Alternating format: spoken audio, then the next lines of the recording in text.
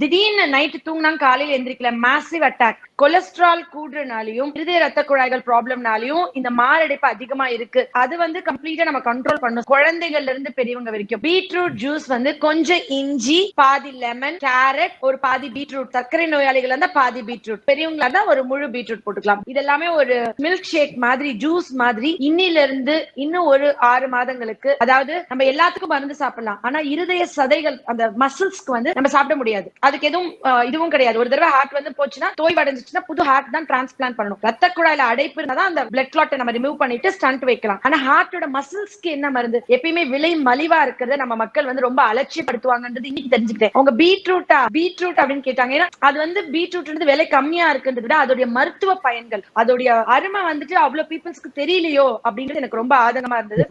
Heart muscles பத்தி நிறைய பேருக்கு அவேர்னஸே கிடையாது. ஹார்ட் மசில்ஸ் எப்படி ஸ்ட்ராங் பண்ணலாம், பீட்ரூட் நன்மைகள் என்ன, அதை பத்தி நிறைய பேருக்கு தெரியல.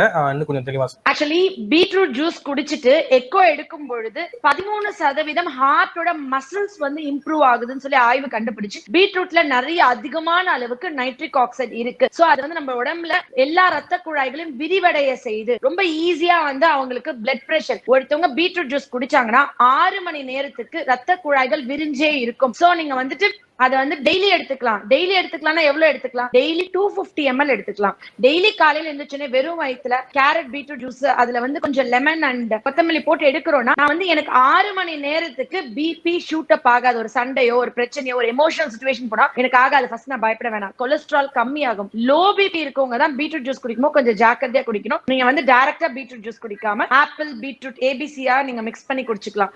அதுவும் வந்து பாதி பீட்ரூட் தான் ஒரு நாளைக்கு எடுத்துக்கணும். நீங்க டிராவா 250 ml எடுக்க முடியாது. நிறைய பேர் சொல்லுவாங்க வாய் ஸ்மெல் இருக்கு மேம், ஏதாவது மருந்து கொடுங்க, வாய் ஸ்மெல் இருக்கு, நான் என்ன பண்ணணும், எப்படி என் வாய் ஸ்மெல் சரி பண்ணணும், வெளியே பப்ளிக்ல பேச பயமா இருக்கு, இதை பேச பயமா இருக்கு. வயித்துல இருக்கிற ஆசிட் லெவல் வயிறு புண்ணு இருந்தா வாய் ஸ்மெல் வரும். அப்ப அந்த ஆசிட் பேலன்ஸ் நீங்க சரி பண்ணணும்னு சொல்லுவாங்க. ஆனா இயற்கையா இது வரைக்கும் யாரும் டிப்ஸ் சொல்லிருக்குமா டாக்டர்ஸ் அப்படின்னு பாத்தீங்கன்னா, வாய் ஸ்மெல் இருக்கிறவங்க ரெகுலரா பீட்ரூட் ஜூஸ் குடிச்சு பாருங்க, உங்களுக்கு வாய் ஸ்மெல் கம்ப்ளீட்டா கியூர் ஆகும். ஏன்னா அந்த ஆசிட் பேலன்ஸ் அது கம்ப்ளீட்டா ரெகுலேட் பண்ணிட்டு உங்களுக்கு வந்து அந்த வாய் நாற்றமே இல்லாம ஆகும். இப்ப நான் வந்து பீட்ரூட் குடிக்கிறது எனக்கு ஓவர் டோஸா இல்ல போதுமா, நான் எப்படி தெரிஞ்சுக்கணும்? நான் வந்து குடிச்சு யூரின் வந்து ஒயிட்டாவே போயிட்டு இருக்குன்னா என் உடம்புல நைட்ரிக் ஆக்சைடு கம்மியா இருக்கு, பத்தல, இன்னும் கொஞ்சம் கூட பீட்ரூட் ஜூஸ் குடிக்கணும்னு அர்த்தம். நான் பீட்ரூட் ஜூஸ் குடிச்சிட்டே இருக்கேன், யூரின் வந்து ஆரஞ்சு ஆர் மோஷன் வந்து ரெட் கலர்லயோ பிங்க் கலர்லயோ போகுதுன்னா எனக்கு நைட்ரிக் ஆக்சைடு போதுமான அளவுக்கு இருக்கு, எனக்கு பிபி நார்மலா இருக்கு, எனக்கு ரத்த குழாய்களை கொழுப்பு அடைச்சு இல்ல, எனக்கு எமர்ஜென்சி இல்ல, நான் ஒரு வாரம் 10 நாள் கூட பீட்ரூட் ஜூஸ் சாப்பிடாம வேற மாத்திரை ஒரு டீனா சாப்பிட்டு நமக்கு போரிங்கா இருக்கும். குழந்தையில இருந்து பெரியவங்க வரைக்கும்